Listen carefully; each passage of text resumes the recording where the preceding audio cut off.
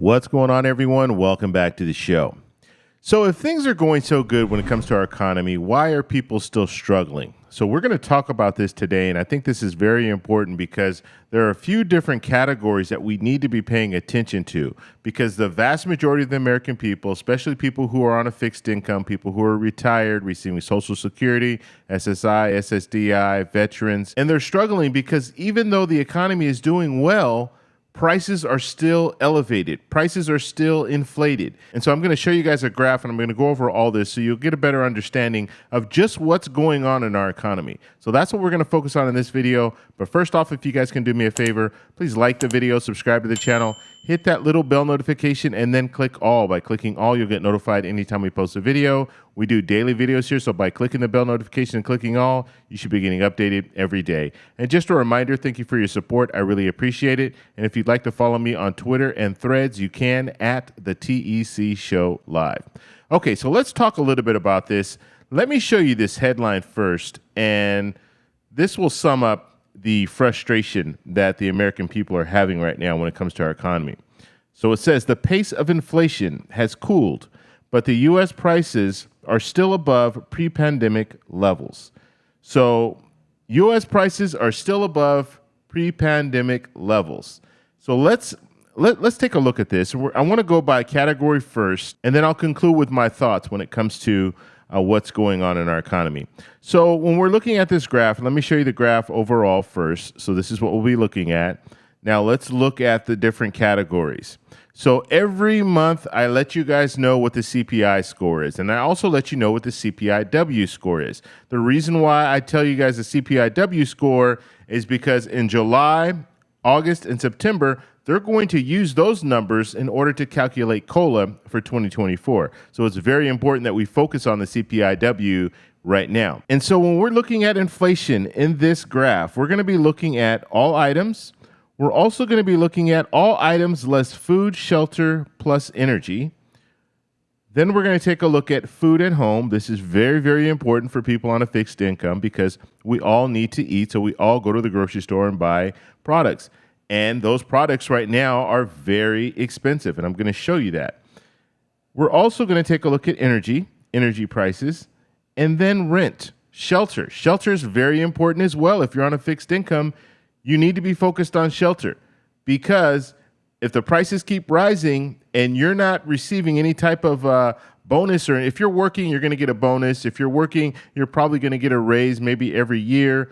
But if you're on a fixed income, the only increase you really have to look forward to is a cost of living adjustment, and not everyone gets that. So you might have a pension plan where you don't get a cost of living adjustment, or you might have a retirement plan where you don't get an automatic cost of living adjustment. In order for you to increase your retirement every month, you're going to need to pool more. You need to draw more from your retirement plan. Okay, so the first one here is the dotted line. That's what we're going to look at. It's all items. Okay, so all items, and what they've done here, if you look at the bottom, they started at 2019, and then when you look up the graph here, it's going to show you the percentage. Okay, so it goes from 0, 15, 30, 45, and then 60% at the top there. Okay, so looking at the dotted line, back in 2019, this is what we were seeing when it came to all items, the CPI score for all items. And so looking at that, you see it was close to 0. And it continued on close to 0, moved up just a little bit. We had a little uptick here, then it dropped a little bit here, and then it started going up again. And then in 2021, so that's, I would say that wasn't the height of the pandemic, but that was still the results of the pandemic that we were seeing. So in 2021, we saw it start to increase, and it continued to increase. And then I would say right about here, we'd say that would be June. You saw this big uptick here, okay? And that was the highest point of inflation. It was 9.1%.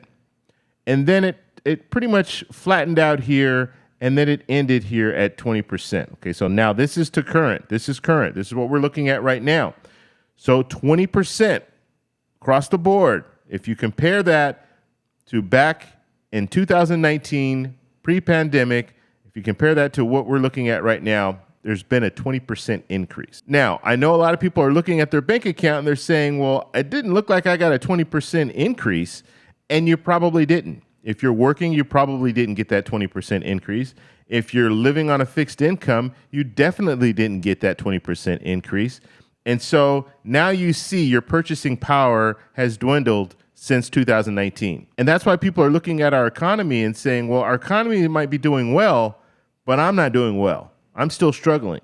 And so let's look at some of these other categories because they'll really solidify what I'm trying to explain to you guys today. So all items less food and shelter, food, shelter, and energy, okay? When we're looking at that, we're looking at the yellow line. So the yellow line here, you see back in 2019, it started at around 0. It looks almost identical to the dotted line that we just went over. So the all items, it looks pretty close, right?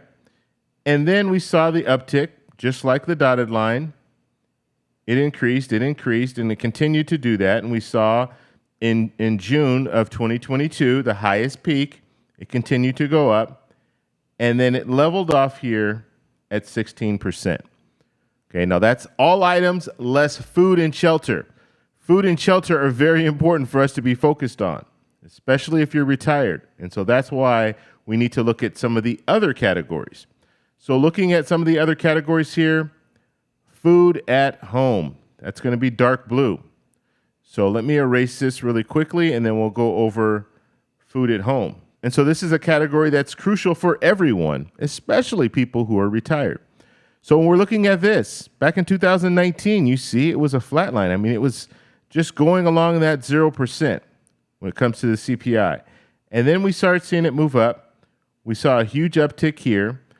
This was in the middle of the pandemic, and this was probably because people started hoarding, right? People started going to the grocery store and just buying up everything because they didn't know if things were going to be completely locked down and they wouldn't be able to go to the store or anything. So we saw an uptick here, and then it leveled off here, and then we saw it start to rise again. So in 2021, we saw it start to rise, and then look what happens in 2022.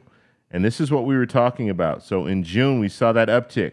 We saw it here, and then we also saw it with just food at home. Huge spike.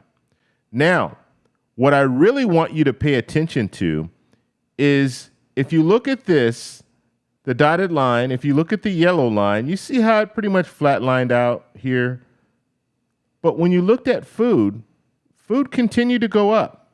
You see how it continues to go up here? And then it took up until 2023 until we saw it start to flatline. Okay, now we're at the flat line. However, it's 25%. It's up 25% if you compare it back to 2019. Now, if you're thinking about if you're receiving Social Security, if you're a veteran, if you're receiving that COLA every year, you start thinking about things, and the first COLA in 2021, and then compare that to 2022, and then also compare that to 2023, those don't add up to 25%. And so you can see right there that the COLA increases that you've been receiving are not enough to keep up with inflation.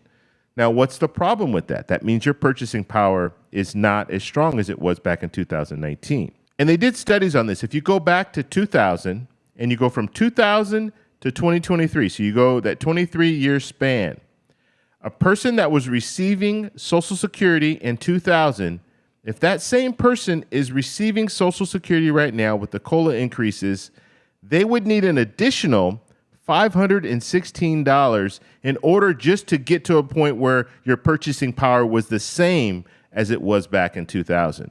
So it's a huge problem. So this right here is showing you that there needs to be an increase across the board.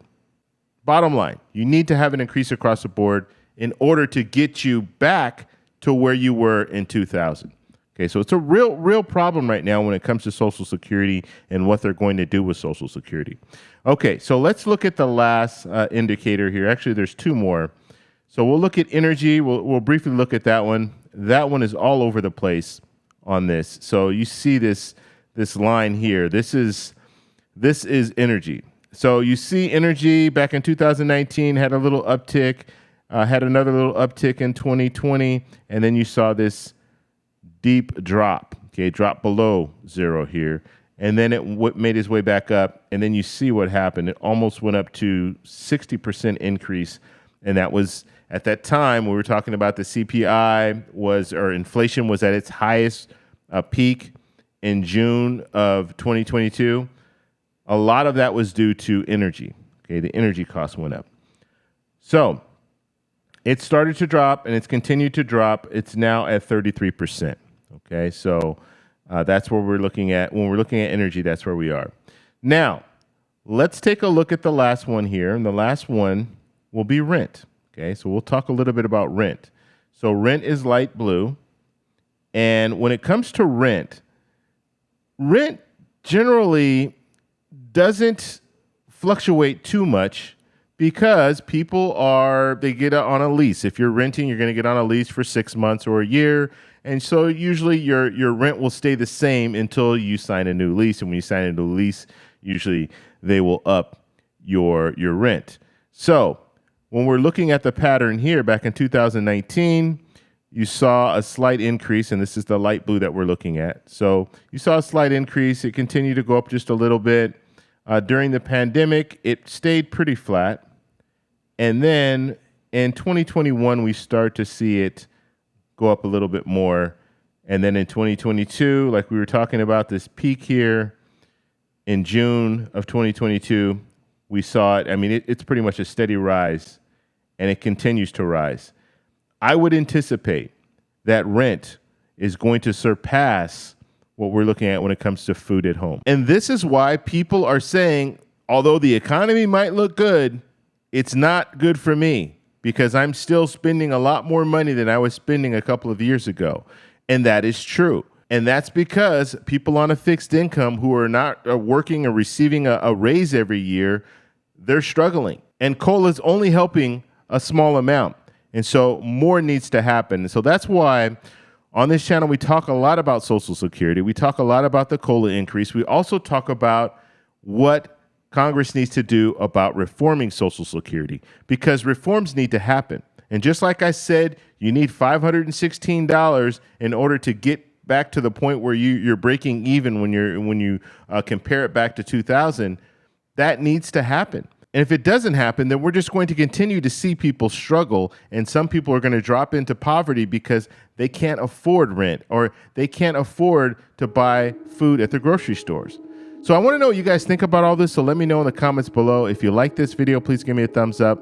Please subscribe for more, and I'll talk to you in the next one. Bye.